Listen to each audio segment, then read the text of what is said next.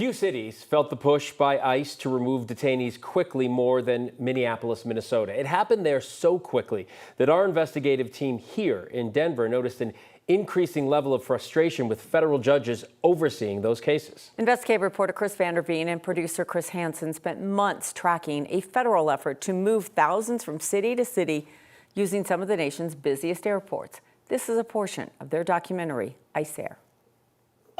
There is little doubt that in early 2026, in one of the coldest of America's largest cities, they were just sitting in their car. Long simmering tensions over immigration boiled over. They couldn't get the first person, so they came over here and smashed the window and pulled them out. To hear federal leaders tell it, Operation Metro Surge in Minneapolis did what it was supposed to do.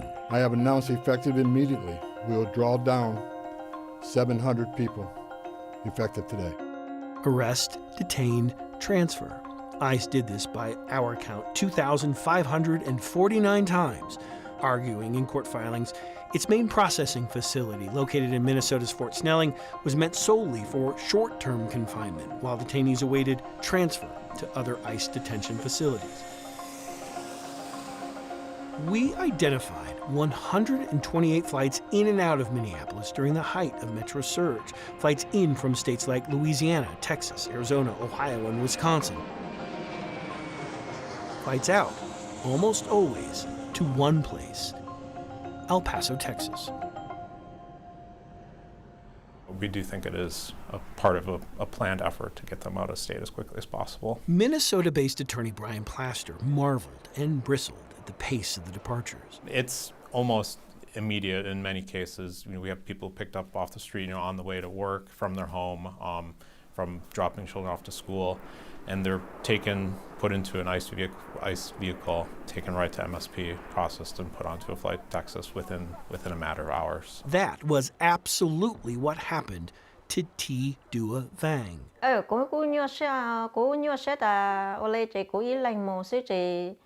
Cho cháu mình nhỏ trên thành nhỏ cho tay chân này của một cô yêu chẳng ở luôn này nó cũng sang lên tới. Less than 24 hours after her arrest, ICE put her on a plane. We found it, GXA 6142, Minneapolis to Omaha. From Omaha, it continued south to El Paso under a slightly different flight number, GXA 6143. Days later, ICE sent her to Houston. She assumed she was bound for Vietnam. Instead, late one night, after a judge ordered a bond hearing, ICE released her. She then waited in the dark alone for hours before her family finally picked her up. I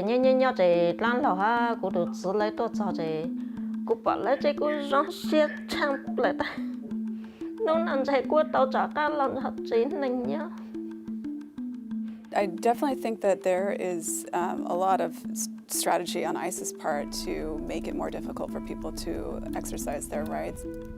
Jenny Pasquarella is an attorney based in Washington State. She says in order to understand what she believes is taking place, you must first understand the concept of habeas corpus. Habeas corpus is a Latin term that means show me the body.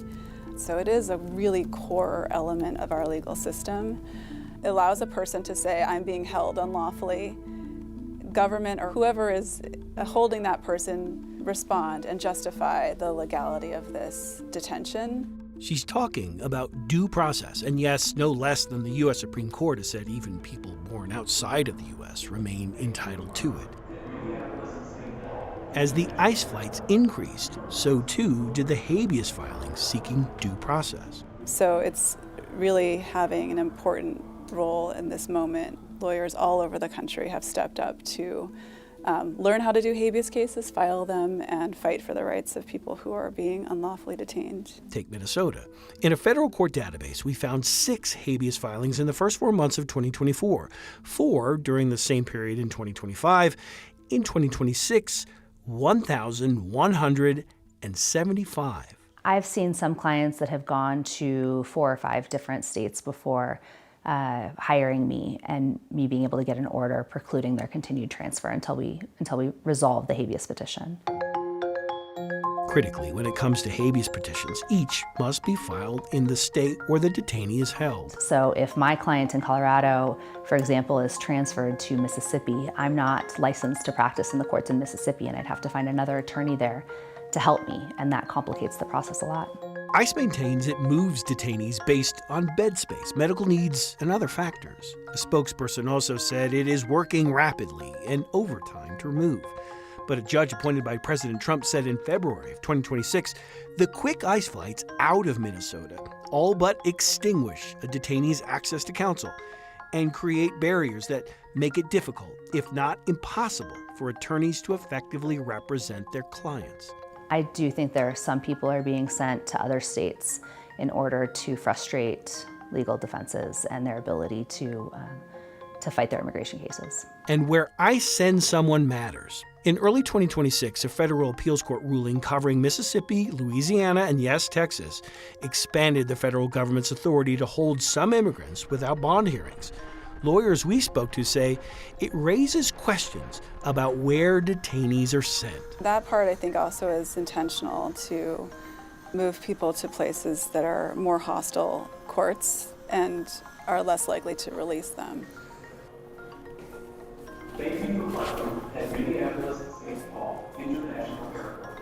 It's the same process the whole time.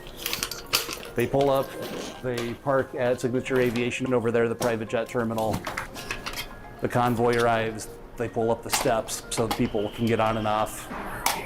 They do a security pat down and they are led onto the airplane, they hobble on. The airplane's about to touch down here. Nick Benson documented most of the ICE flights in and out of MSP in Minneapolis during Metro Surge. We can't trust the federal government to provide transparency on what's going on. And so he saw on the ground what we found in judicial rulings on hundreds of habeas petitions filed on behalf of people arrested in Minnesota and sent to Texas. We found these words to be common: immediately return and effectuate release forthwith. We counted at least 288 detainees ordered returned to Minnesota by federal judges. It's up to us, the people and the press, to document what's going on at these airports, because this isn't just a Minnesota problem. Looking for proof that not all removals are lawful, we found El Paso-bound AWI 7181. We saw 24 board. The following day, at least one of the 24 headed back. Using data from the Deportation Data Project, we found him on Minneapolis-bound Tyson 46, and he wasn't alone. We counted 32 detainees returned that day, each the subject of a judicial order ordering them back to Minnesota. We're on a tempo where there are 2 flights a week now, down from 2 or 3 flights a day during the peak of Metro Surge. Benson is still documenting the flights, even as they've slowed. As for ICE, by spring of 2026, it was ordered by a judge not to remove within 72 hours of arrest. The judge wrote in this ruling, and in no uncertain terms, due process is not a game of keep away. And Chris Vanderveen joins us now.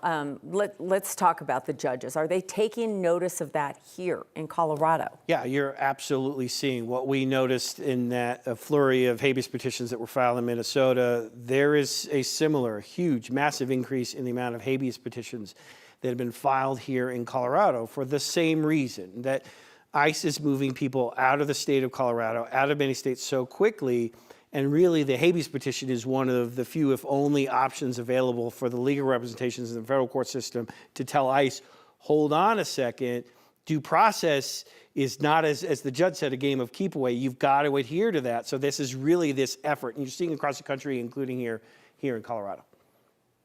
You also mentioned like these holding facilities are a factor, like which cities have big holding facilities when you're moving things quickly? Yeah, and that absolutely was a factor in Minnesota. Minnesota does not have a very large facility. They use Fort Snelling up in the Minneapolis area, and it doesn't hold a lot of people. But what you noticed we went through a lot of judicial orders for this project, and what we noticed is that increasingly a number of judges in Minnesota were saying, well, if you're going to remove a bunch of people, you have to have the infrastructure in place to do that. And that's why the judge said at the end that you can't, it's not a game of keep away. If you don't have the infrastructure, if you don't have a place to put them, you can't just put them on a plane to El Paso, Texas and think that everything's going to be okay. Right, it feels like the planes at times are acting as holding spaces for them. Yep.